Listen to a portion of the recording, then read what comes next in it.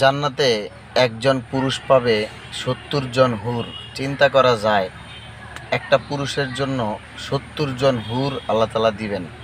সুবহানাল্লাহ, কত সুন্দর একটা কথা। আসলে দুনিয়াতে যদি ভালো আমল করা যায়, আল্লাহ তাআলার সন্তুষ্টির জন্য যদি ভালো আমল করা যায়, নেক কাজ করা যায়, তাহলে সুন্দর সুন্দর হুর রমণী আপনার জন্য জান্নাতে অপেক্ষা করতেছে। আশা করি বুঝতে পারছেন।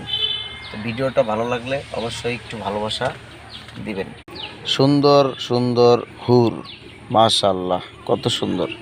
আসলে একটা সত্য কথা বলতে কি, জীবন মানুষের ফুরিয়ে যাবে, তবে ভালোবাসা ফুরায় না। আরেকটা বাস্তব কথা হচ্ছে, যারা ইমানদার মোমেন ব্যক্তি, তারা অবশ্যই জীবনটাকে সুন্দরভাবে কাজে লাগায়, ভালো কাজ করে, নেক আমল করে।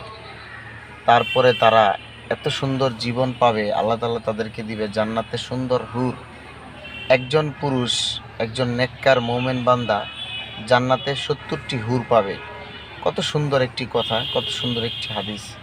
আসলে প্রত্যেক ইমানদার এবং মোমেন বান্দা তারা জান্নাত পাবে, নেক আমল করবে, আল্লাহ তাআলার সন্তুষ্টির মাধ্যমেই তারা জান্নাত পাবে।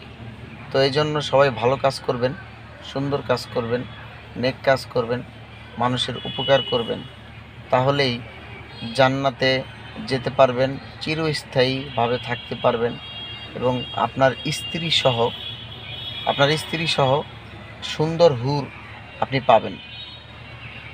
আর যে সমস্ত স্ত্রীরা তার দুনিয়ার স্বামীকে কষ্ট দেয়, তারা অবশ্যই বোঝা উচিত যে তার স্বামী তাদের জন্য কত ত্যাগ স্বীকার করে, কত কষ্ট করে, কত পরিশ্রম করে।